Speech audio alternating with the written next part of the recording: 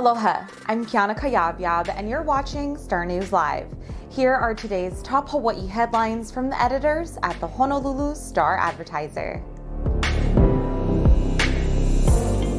Hawaii health officials reported 45 new coronavirus infections today as Oahu entered its first day of reduced pandemic restrictions. The latest infections bring Hawaii's total number of cases since the start of the pandemic to 27,358. There were no virus-related deaths reported today, leaving the state's COVID death toll at 435. Today's new infection cases include 24 on Oahu, 18 on Maui, 1 on the Big Island, and 2 Hawaii residents diagnosed outside of the state.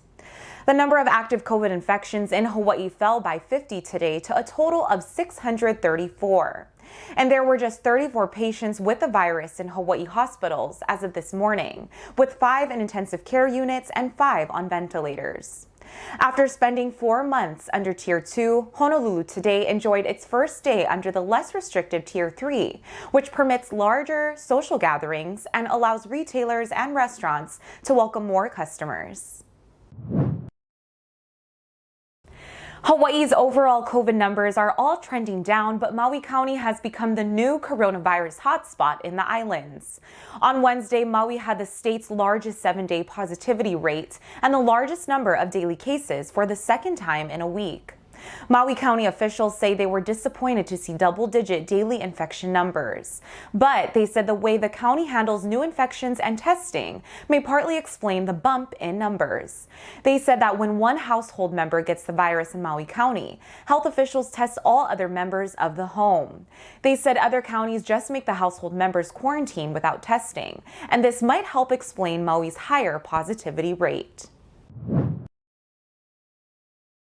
The state Senate is considering a bill that would combine automatic voter registration with Hawaii driver's license and state ID applications.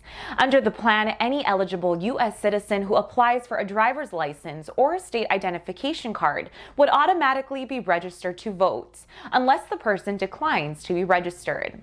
Hawaii would join 20 other states with automatic voter registration if state lawmakers pass the bill. Sandy Ma, the executive director of Common Cause Hawaii, says the bill would make voter registration rolls more accurate and secure. She also said the plan would decrease the number of people who need to go to in-person voter service centers to register to vote during elections. On Election Day in November, a last-minute surge of new Hawaii voters led to huge lines and delays at voter service centers in Honolulu and Kapolei. Honolulu police said a 17-year-old motorcyclist was critically injured in a collision in East Oahu late Wednesday night. The teen was traveling west on Kalani'anaole Highway just before midnight. Police said he ran a red light and crashed into an SUV driven by a 30-year-old man who was making a left turn onto Kuli'o'o Road. The motorcyclist was wearing a helmet at the time of the crash. He was treated by city paramedics and taken to a hospital in critical condition. Police said speed may be a factor on the part of the motorcyclist. Finally today, Sea Life Park has announced plans to reopen on March 6th after being closed for nearly a year due to the pandemic. The Marine Wildlife Park in Waimanalo closed on March 17 as the coronavirus pandemic reached Hawaii last year.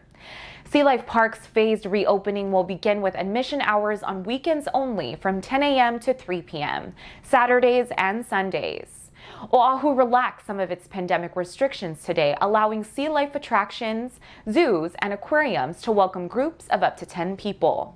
The reopened Sea Life Park will have numerous new safety measures in place, including pre-entry temperature checks, social distancing of 6 feet or more between parties, and facial coverings for all employees and guests ages 2 and up.